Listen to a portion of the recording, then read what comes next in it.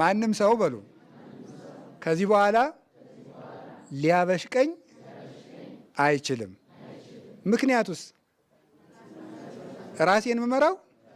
ለምሳሌ ለመሰላችሁ የሆነ ሰው ሌባ ሲለኝ የምናደድ ከሆነ ከተናደድኩለት ምን እያደረገኝ ነው? እንደ በሪሞት ኮንትሮል እየተቆጣጠረኝ ነው። ሌባ ሲለኝ እበሽቅለታለሁ። እንዴት ነህ ሲለኝ እስቅለታለሁ። አያችሁ፣ እንደ ቴሌቪዥን ሲከፍተኝ ሲዘጋኝ እንዴ ምን በወጣኝ ነው? እኔ እንደዚያ ለሱ እሱ የሚከፍተኝ የሚዘጋኝ ሰው አይደለሁም። እኔ የፈለገውን ማለት ይችላል፣ የፈለገውን ሰው። ስለዚህ መጀመሪያ እገሌ አበሸቀኝ እኔ ተውት ምላችሁ እንዲሁ መንፈሳዊነቱን ተውትና አንድ ሊደርሺፕ ላይ መጽሐፍ የጻፈ የሳይኮሎጂ ባለሙያ ነው የጻፈው። የሊደርሺፕ ሳይኮሎጂ ጽፏልና እዚያ መጽሐፉ ላይ ነው እገሌ አበሸቀኝ የምትል ለምንድን ነው? እገሌ አበሸቀኝ ማለት እኮ ሂ ሜድ ሚ ማለት ምን ማለት ነው? እሱ ሰራኝ እያልኩ ነው። አደረገኝ፣ አንተ ተደራጊ ሆነ አልኩ። እገሌ እንዲህ አደረገኝ ስትል እኮ አንተ ዕቃ ነህ እንዴ እንደዚያ የምትደረግ ተተግባሪ የምትሆን አንተ ዕቃ አይደለም እኮ ሰው ነህ። ሰው ከሆነ ሰዎች ወደ አንተ የሚያመጡት ነገር ለምንድን ነው አንተን እንደዚያ የሚያደርግህ? ሰው ከራሱ ጋር ከኖረ ማንም ሰው ሊያበሽቀውም ሊያስደስተውም አይችልም። ከራሱ ጋር ከቃሉ ጋር ናችሁ፣ ከቃሉ ጋር ናችሁ። አዎ ይኸውላችሁ ምን ይባላል በፔዳጎጂ ትምህርት የመምህር ጅል የሚባለው ምን አይነት መምህር መሰላችሁ? ገብቶ ለደቀ መዛሙርቱ ተማሪዎች እንደምን ሰነበታችሁ፣ እኔ የአማርኛ መምህራችሁ ወይም የእንግሊዝኛ ወይም የፊዚክስ መምህራችሁ ነኝ። ከዚህ በኋላ እኔ የማልወዳቸው ጠባዮች፣ አንደኛ የቤት ስራ የማይሰራ፣ ሁለተኛ በዚህ ዘመን ከሆነ ስልኩን ክላስ ውስጥ የሚነካካ፣ ሶስተኛ አርፍዶ የሚገባ ካለ ተማሪዎች ማብሸቅ በፈለጉ ቀን ይሄን ያደርጉታል።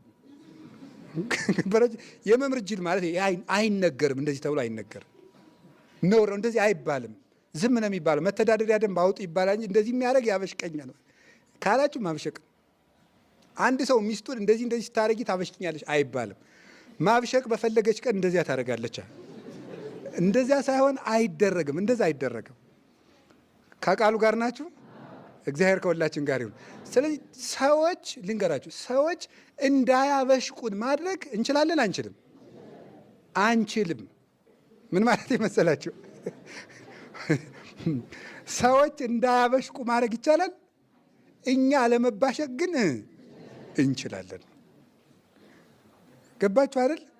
ለምሳሌ በአንድ ጊዜ ስልክ አላነሳላችሁ ሲል እንደምትናደዱ ያወቀ ሰው ምንድን ነው የሚያደርገው? ሁል ጊዜ ስልክ አለማንሳት፣ እናንተ ማብሸቅ በተፈለገ ጊዜ ማለት ነው። ስለዚህ ምን ደውላችሁ አላነሳም አይደል? ዝም በቃ። ከዛ ደግማችሁም ትደውላላችሁ፣ በቃ አያንሳ፣ ምንም ችግር የለም። በቃ ለማናደዱ እውቅና አትስጡ። ከቃሉ ጋር ናችሁ። ለምንድን ነው እንደዚህ ብለህ የምታበሽቀኝ አትበሉ። ዝም ብላችሁ ጉዳዮችን በእርምጃ ማስተካከል ነው። ከቃሉ ጋር ናችሁ፣ ከቃሉ ጋር ናችሁ። አሁን ስለዚህ ከዚህ በኋላ ማንም ሰው ኦን ኦፍ አያረጋችሁም። እናንተ እውነት ሐሰት ንገሩኝ እንጂ እውነት ሐሰት። አዎ ከዚህ በኋላ ማንም ኦፍ ማንም ኦን ሊያደርጋችሁ አይገባም። ሰው የፈለገውን ያድርግ። እናንተ ጉዳዩን ብቻ አስተካክሉ። ከእሱ ጋር ውድድር አያስፈልግም። የነገር ብሽሽቅም አያስፈልግም። ጉዳዩን ነግራችሁ አላስተካከላችሁም አይደል? የራሳችሁን ስራ መስራት ነው። ለምን እንደምንባሸቀው? ከቃሉ ጋር ናችሁ። ሁለተኛስ ጻዊረ ነገር እንዴት ነው የምንችለው ነው? ክርስቶስን በማሰብ ነው። ክርስቶስን በማሰብ ነገር መቻል እንችላለን። ጌታ ተተፍቶበታል አይደል? ምራቅ አቤት አይደለም? እና እኛ ምን ሆነን ነው ሰው አልፎ ሲሄድ ምን አይተብኝ ነው ምን ተፋብኝ ምናምን የምንለው? ፊታችን ላይ እንኳን እስከ ዛሬ ተፍቶብን ማወቅ